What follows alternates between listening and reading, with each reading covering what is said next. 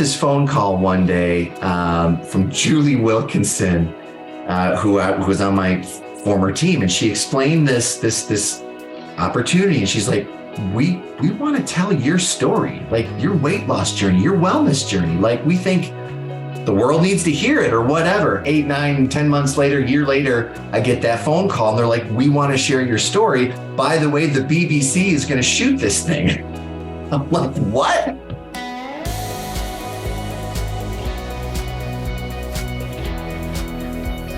So here we are. It's season 3 of Connected Conversations. This season is going to be a little bit different. This season, we're going to go deep into the human aspect of the corporate real estate world. We're going to talk about, what is your why? Why do you do what you do? Why do you care? What is your relationship with your career? And for that, I could not think of a better person to join me on this first episode of this very important season than the gentleman who's sitting on the other side of the Zoom, that I'm going to gush a little bit. He's one of the nicest people I've ever met. He's been so gracious to me over my career. I've had the opportunity to work with him in the past, and I'd like to think I can call him an industry colleague and a friend. He's one of the best guys I've ever met. He's just a terrific person. And that person I'm speaking of is Dusty Duistermars from JLL. How are you, Dusty? I am well, Bobby, right back at you. Oh my gosh. Wow. Yeah. Thank you. That was quite an intro. Jeez. It's all true. I mean, every word of it. So Dusty, as we kick off the podcast, what I like to do is the portion of the podcast called your statement of qualification. Take us through your timeline. How did you end up where you are today and as one of the premier influencers and subject matter experts in the corporate real estate industry? Take us through your history. Yeah, I could not have predicted this one. I am high school English teacher. So out of college, yeah, high school English teacher. And it was great, but I'm going to be honest, these kids were amazing. I still have people on Facebook finding me, hey, Mr. D. I don't doubt it. But the reality is you're in this, like the same 4 walls, and there's a bell system and too much structure for this guy. And I love people and being out and about. And my dad, 4th generation, I'm the 4th generation Dusty. Real name's Eric, but everybody calls me Dusty. I didn't know that. Wait, go back. Your real name is what? Yeah, Eric. That's what the ID. Nobody calls me that. If I yelled Eric across the room, would you answer? I wouldn't look. No. Yeah, it's just that weird. But I was teaching, and my dad was always in sales, and so I knew all of a sudden I'm like, I want to be out selling or doing something that I interact with people. So was still teaching, but I ran into a local broker who started he started hard pitching me on brokerage. And the next thing I knew, I worked with his team and got into more commercial and third-party property management, which then next thing I knew, I was doing transactional work for Chrysler through a little shop called Equus back in the day. That eventually became a part of Cushman Wakefield, but his brokerage, transactions, portfolio strategy stuff. So real hands-on things until not only using some of the technology tools behind that, but I stumbled on to a point solution in quasi IWMS technology out of the UK, and worked there for a bit, and then was with Newmark for a bit. That was a CFI thing. You and I crossed paths there and had a great run. But it was like that user experience of corporate real estate transitioning to the tools that gave us the insights to make the decisions we needed. Think about pre-automotive bankruptcy. I was doing portfolio strategy for Chrysler with limited data, and these guys needed to make decisions like, let's move people to this building. If we can't sell the building, level it to foundation to eliminate the tax base. And we had no occupancy sensors. What? How did you do? Was that a lot of walk downs? Oh yeah. Read probably early access databases and things like that. It was awful. And with a lease harbor tracking, no offense, lease harbor, but for a huge portfolio, it's a pretty light tool to track. What did you do back then for market analysis? Pick up the phone? Yeah, pretty much. Yeah. I mean, literally we had if we had the right equity teams in market, we could get some good insights. But it was certain firms who were so good at both landlord and tenant brokerage, they'd have their own private database with stacking plans to all the local buildings. None of that. I mean, CoStar data right back then, especially, was not accurate. Brokers would throw people off by putting a long lease extension. It was kind of under lock and key, if you will. Oh, yeah. You only got access to it if you had a buddy over there, it sounds like. Exactly. It's crazy. So yeah, today, JLL, almost 5 years now, in a variety of different technology and product roles. I deal today a lot with product strategy on our third party systems. Was part of the team that was very excited about bringing Nuvolo on. Appreciate that. So JLLT is an actual reseller, right? So it's been a lot of fun. I support Spark in a lot of their due diligence, and it's been a great run for sure. You know, you and me share a very similar background, and we've had this conversation before, and we could share it with the audience. But I was a space planner, and I was a space planner with a lot of highlighters, architectural size D printouts that I would put up on the wall. I used a very early version of Archibus 50. It was like an in-between release that nobody bought but me. And I used that to do, after I did the gigantic corporate move and moved the whole company, then I got a Catham system. It's like, I could have used that a couple months ago. The technology wasn't as ubiquitous as it is today. And I had to call a lot of people to figure out what it even was. Yeah. Right. So I was a space planner. And then just like you, I took that practical knowledge, and then our mutual friend, Richard Hubry, sucked me into this side of the world, trained me. Who I also just saw at Coronet after not seeing from some time.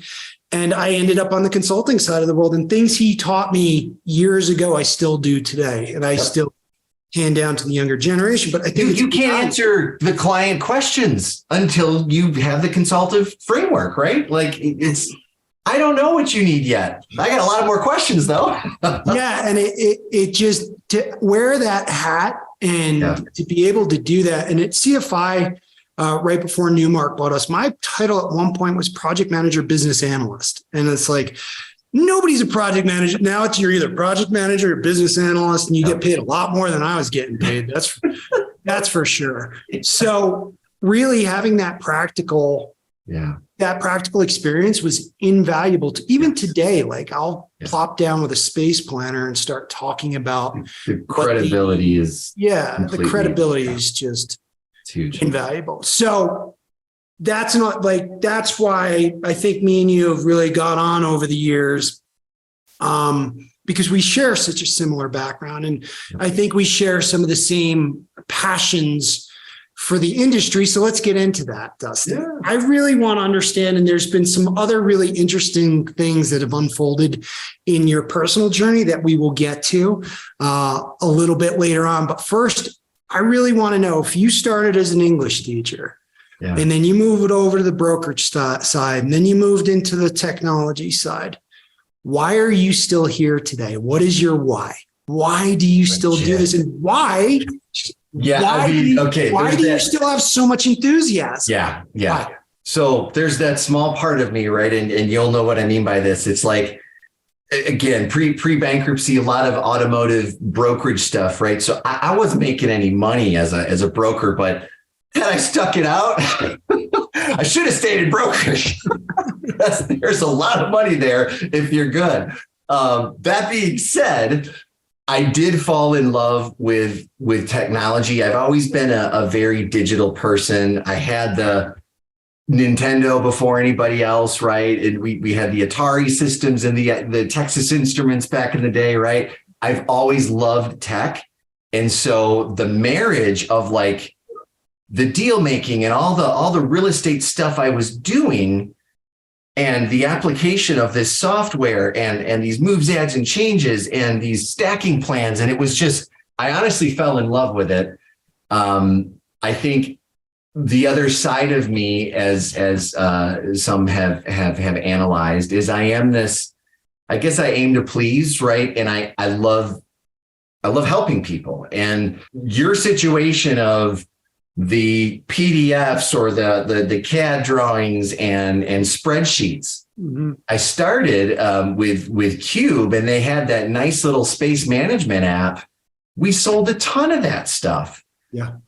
You talk about giving somebody with a 2,000 count employee base or higher, kind of that smaller mid market, where they've had no tools. That was the greatest thing on the planet, to actually implement the solution, and their whole world was changed. Yeah. They could digitize what they were doing, and so that fed a desire in me that I hadn't really felt before. It was always nice closing a deal before that, but like that was a lot of fun. It was technology, it was software, and yeah, my wife works part time, and I got three kids and lots of bills to pay and this and that. So it's been a nice industry where the people are very real. Maybe I could have ended up in a different department and closer to the C-suite by this time. But what would have I had to sacrifice to get there? Or who would have I had to become to, like, I've just been me this whole time. And there's genuinely amazing facilities and real estate people who are just genuine. I found the Cornets, the IFMAs, all that to be just awesome. So that's my why. I like helping people. I love technology, and it's been a great fit. Again, me and you share the same why. Before we hopped on the recording, I was telling you that, I've closing a deal is great, right? It's the thrill of the hunt. It's the ups and downs, the drama. Is it going to happen? It's fun. It's fun. There's moments where you hate it and you're like, I could be doing something else or working for some other giant software company where they make all this money. But the hunt is fun. But when you get it done and you walk in and the client says, thank you, we did it, and gives you a hug. Yep. I mean, that's my why too. It's just, especially, how about this?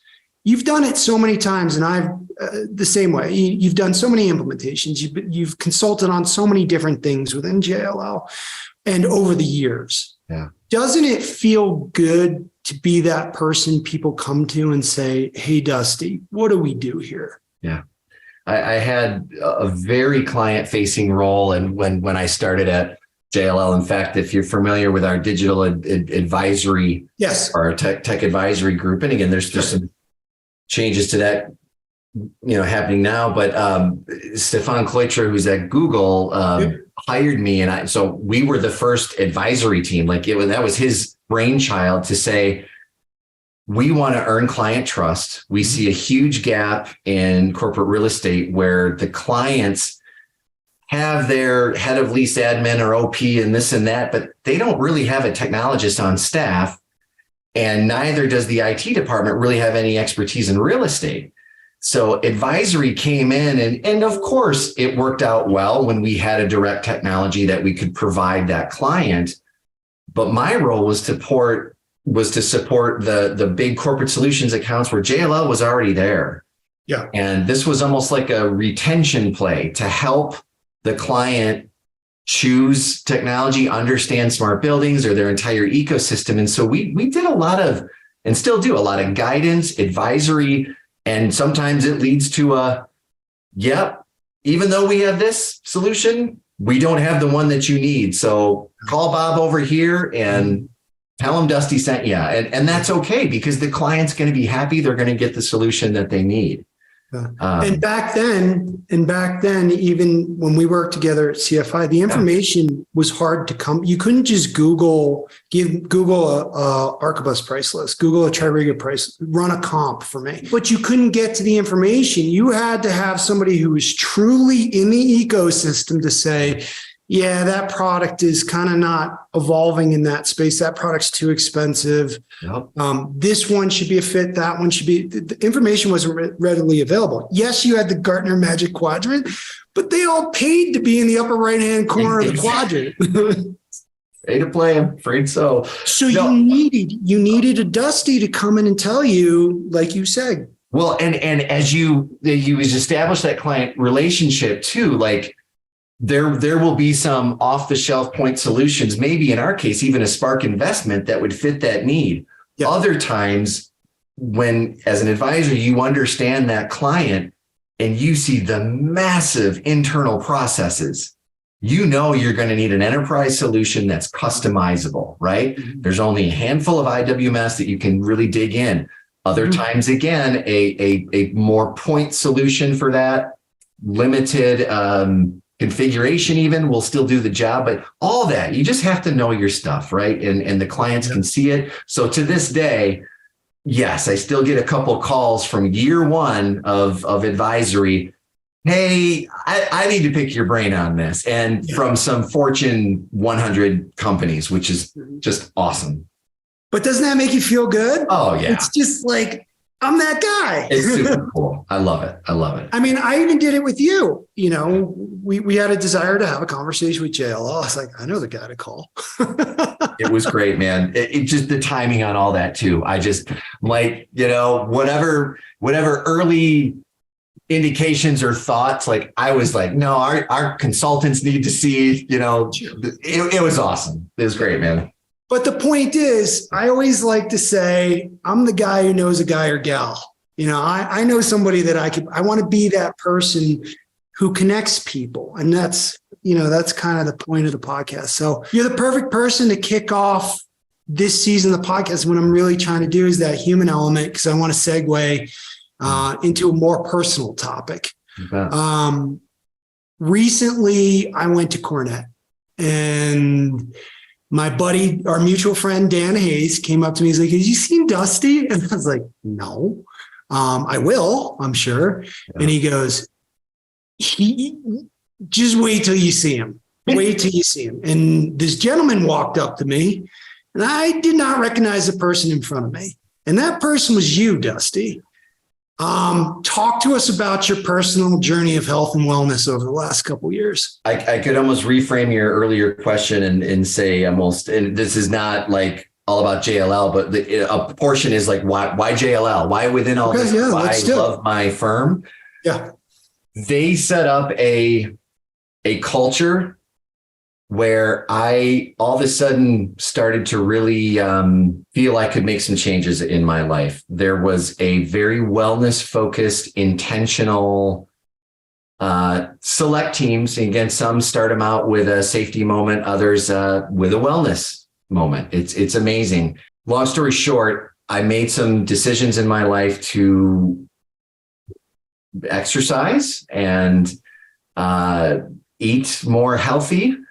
I joined a gym. I lost 103 pounds, which is, I still say that out loud. And it's basically really lost strange. A 12-year-old human. Yeah. Is what you lost. I'm as you know, I'm 6'5". I'm a tall guy like you, but it's, I was over 300 pounds. I was. You were that. It's so funny because once I see you now, I have this context. It kind of gets thrown out. I knew you're a big guy. Yeah. But I also noticed on your LinkedIn picture. Yeah. I noticed on your LinkedIn picture, I was like, I think Dusty lost some weight or is getting healthy. But anyway, 103 pounds is insane. I was pre-diabetic. I had a number of, I wasn't like on high blood pressure meds yet, right? But there were just a number of factors in my life that weren't great. And it just literally got to a point, and I felt that the culture at JLL supported in so many ways. Like I'll never forget. I was in a group call, and somebody asked that team leader to say, "Hey, can you talk to the client Thursday at 3?" And the team leader said, "No, I'm actually going to be at the gym." And the team moved on and gave him a few other options. And I was like, what just happened? Like an executive leader. And I think what they you meant by prioritize that, their health. Exactly. They set an example. Yes. I think, it was probably a prearranged fitness coach. I mean, it was a legit kind of maybe unavoidable thing, but no, it was a prioritization of wellness in his week. And it was just like that just happened. And again, more and more things where I not only did all of these things, and my immediate supervisory staff and team were so supportive. And then part of where Dan Hayes saw me was the fact that we, JLL, partnered with the Global Wellness Institute. And there was an opportunity to highlight a story. And I got this phone call one day from Julie Wilkinson, who was on my former team. And she explained this opportunity. And she's like, we want to tell your story, like your weight loss journey, your wellness journey. Like, we think the world needs to hear it or whatever. So you went on this journey without even knowing the piece. Oh yeah. Oh yeah. It totally just did this for myself and my family. And again, Dusty, I just got goosebumps. Dude, it is amazing. This is almost 8, 9, 10 months later, year later, I get that phone call and they're like, "We want to share your story. By the way, the BBC is going to shoot this thing." I'm like, what? So yeah, I didn't know. I thought they were coupled. Yeah, no, this was just, it happened to be that enough people, again, even internal people who I hadn't seen in a while would come on Teams calls, COVID and post-COVID, and be like, "Dusty, is that you?" And they barely recognize me. That got around enough. And again, Julie and team, they just said, we should tell his story. And so it premiered in Tel Aviv a couple days before I saw you, to a global audience.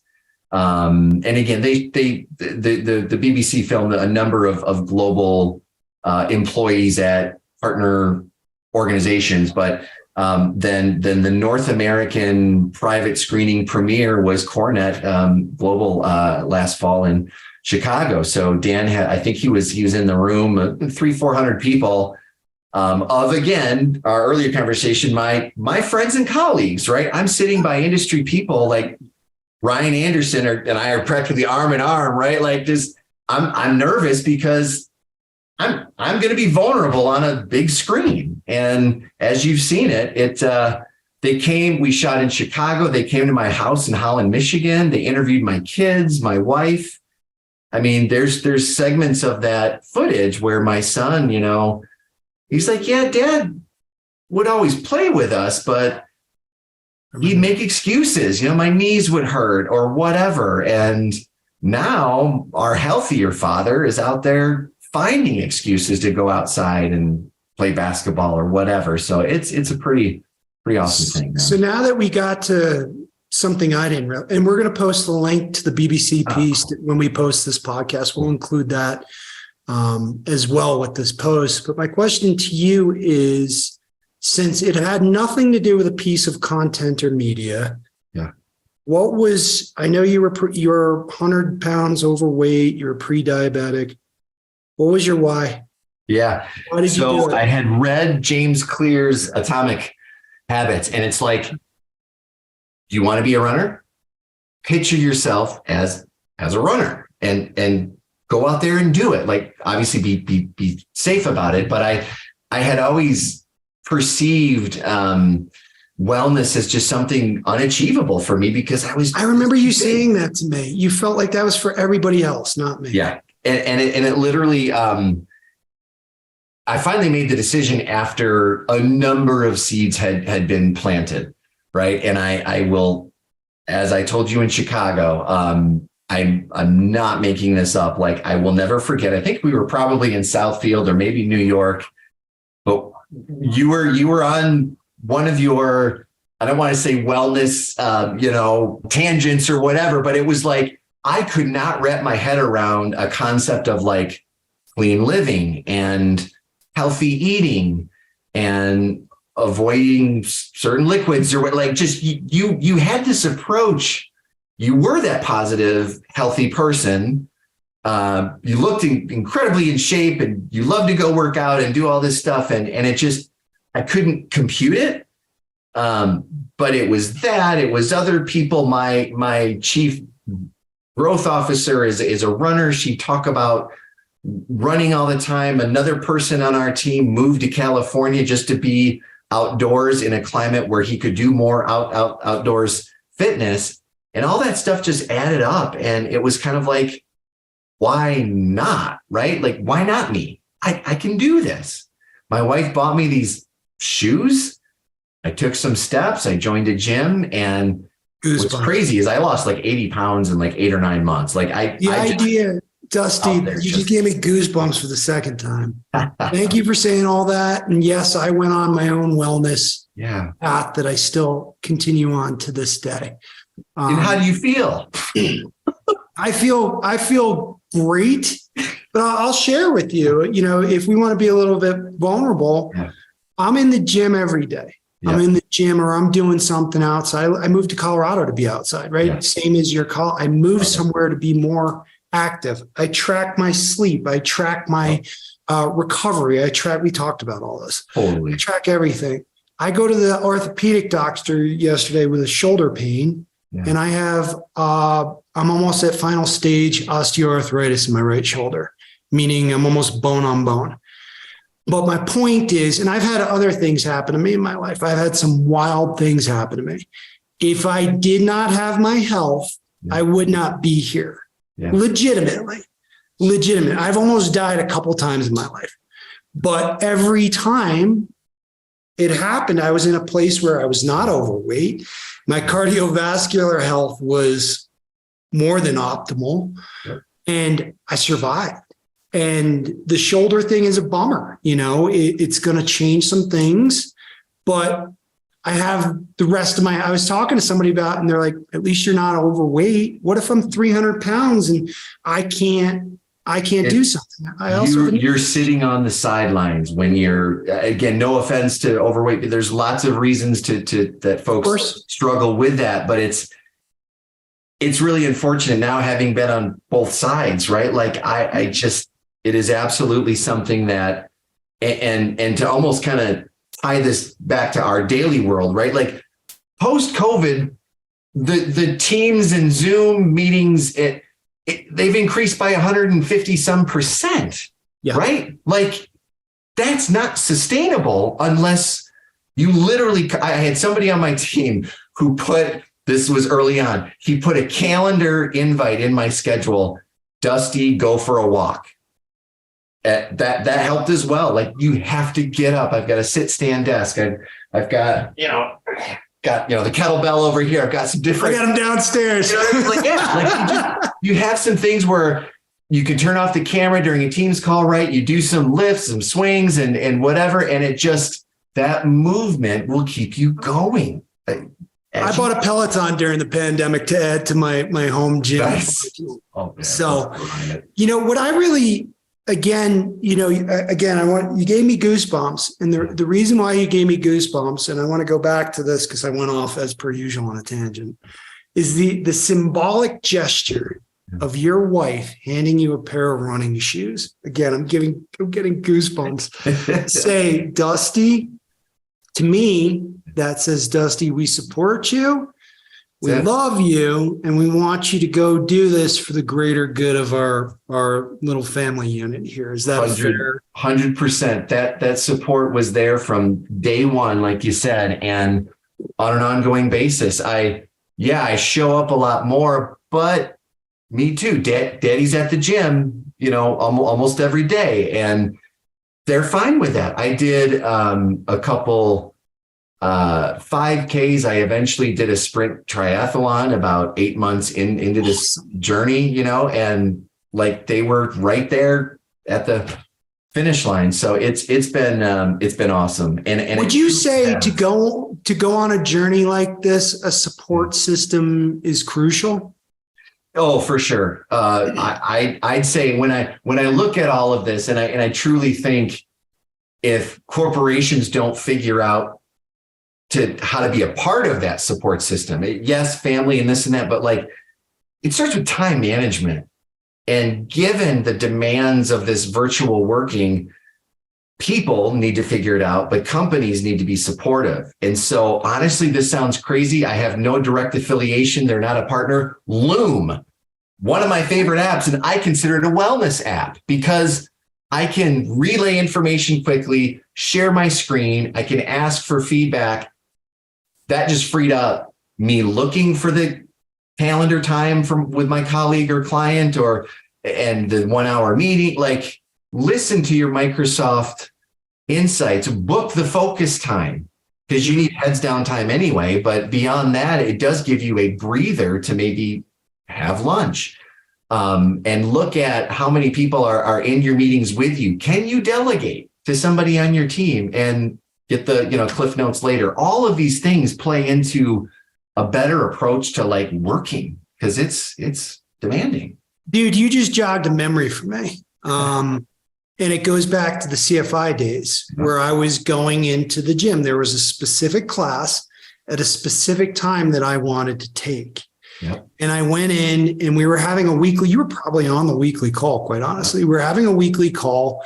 I was on the West Coast, so the timing of it was never great because everybody else was the majority was on the East Coast. And I walked into the gym and I came off mute and somebody could hear somebody yelling, "Hey, Bob," in the background. Nobody said anything. It wasn't big, but I felt self-conscious about it. But I was there. I wanted to kick off my day. I wanted to take that class. And then I wanted to go it was early enough in the morning on the West Coast to get the rest of my day going. And I wanted that pump, that boost of endorphins, right?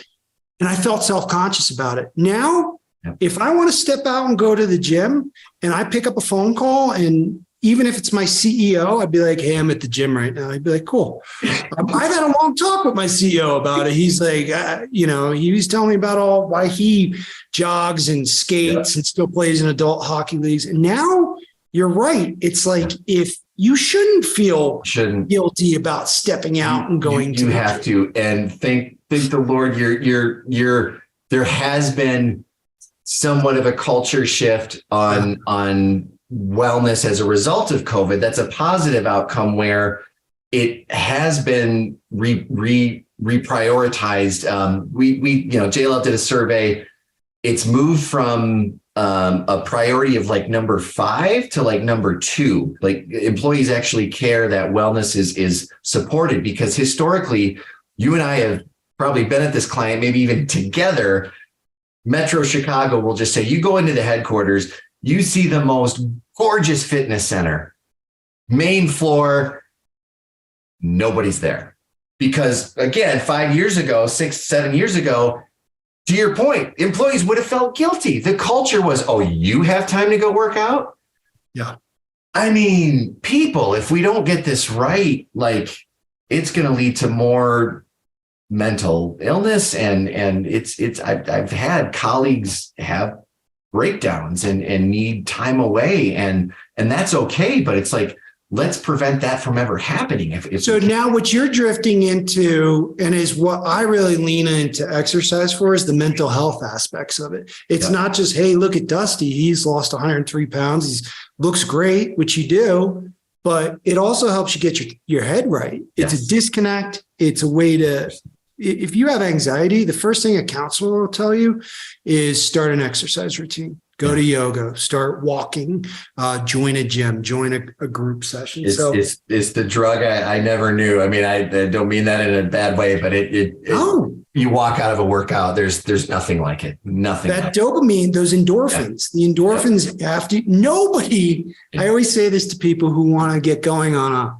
a workout routine or start some. Nobody ever says, "Man, I wish I didn't spend that hour in the gym." Yeah. Nobody ever says that. "Man, I wish I didn't spend." May not have wanted to go in at that moment, but when you are so glad you were there. The best workouts, I would always laugh the days I don't want to be at the gym and not want to be, just not motivated, don't have enough, like I go about my workouts on what I'm feeling that day. Yes. And some days where I'm just not feeling anything and I take 10 minutes to stretch out and I get going. And then I look at my activity tracker and an hour and a half has passed by and I'm like, that was the best workout I've had in weeks. Yep. And I don't regret it.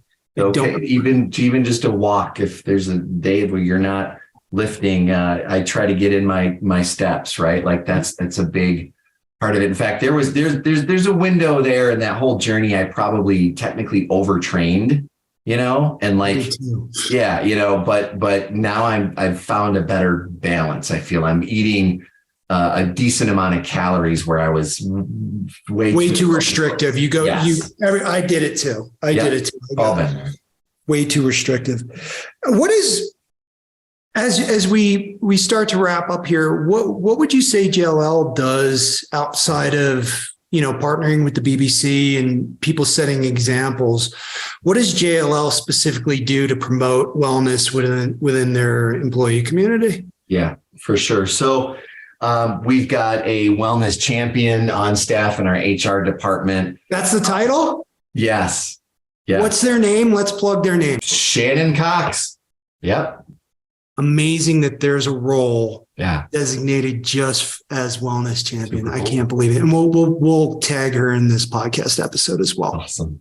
There's a lot of HR resources that I'm still actually almost discovering as I go. Some very specific things. I just happened, literally like the video says, bought the shoes, joined a gym down the street that happened to be close. Come to find out, we have a benefit for a super discounted chain gym that's actually really nice. So I joined that too because it's by my daughter's ballet school. So while she does that, I can do this. That's awesome. I have, and that's subsidized by JLL. Yes. I have a dietitian benefit. So every month for free, no out-of-pocket cost to me, I meet with a dietitian and we go through what I'm eating, what my routine is. I mean, it's a Zoom call, but I have a full hour with this extremely intelligent person going through all this. Now, again, I didn't use that on the weight loss journey. I didn't know I had it. So I kind of did things the hard way. I'm definitely doing a much more balanced approach. There's a number of different apps and resources. And as a company, we offer a lot of, we've invested in our corporate wellness products group. There's different services. We have this platform called the JLL Experience Hub that has a bunch of resources in it that I can leverage, get discounts on fresh food or awesome. Exercise equipment or items delivered, sit, stand, desk, ergonomic furniture, and ergonomic training, even just for like setting up your home office. There's wellness content in that hub as well, where you can just consume hours and hours of super high quality yoga, fitness instruction, group classes. So there's actually a lot of stuff. Yeah, I never thought about that. JLL is literally offering group classes to employees at home during their workday. Like that's a pretty cool culture, if you ask me. So, well, what it shows me is, there's definitely been a shift. There's definitely been a shift, and what you approached it very sincerely. It's weird. You just said you did it the hard way. Yep. But I would say you did it the sincere way. Yeah. Meaning, I'm going to do this. I have motivations, and I have other things. Not just my work, but my family, my kids, my doctor's appointments. I want those to go. Oh, the year after, dude. Oh my gosh. He was just like unbelievable. And they don't see it. I don't think they see it that often. Yeah, they don't. 100%. So with all that said, I think this is a great spot to wrap up. What I took away from this, Dusty, is our journeys are very similar and why we do this. We come from a place of understanding our customers, prospects, business challenges. We've been in those places before. And ultimately, we just want to help people, and you want to help people. And you do that in a very positive manner. Now, when we talk about your weight loss journey, your why is why not me? I wrote this down. I love it. Your why is why not me? And that's going to be the title of the episode. Oh. Why not me with Dusty Duistermars. Dusty, I always end these with a bit of gratitude. Yeah. Once upon a time, I switched jobs and we were at a conference and I was standing there with my new CEO and chief technology officer. You walked up, gave me a big hug. Then you looked at those guys and said, you hired one of the best people in this industry. It was before I had a lot of contacts. It was before I had a lot of confidence. And you doing that for me, I never forgot it and said, that man, if he ever calls me and needs something, I will do whatever he needs to help him. So you're one of the best we have in this industry. I am so happy to see you 100 pounds later, happy, healthy, and still the bright person that I met all those years ago. Love it. Dude, mad love. Seriously. So awesome. So Thank you very much for spending this time with us and kind of setting the standard for what is my why in season 3. I'm Bob Mostachetti from Nuvolo. That's Dusty Duistermars from JLL. This is Connected Conversations, and I'll see you on the interwebs. Thank you.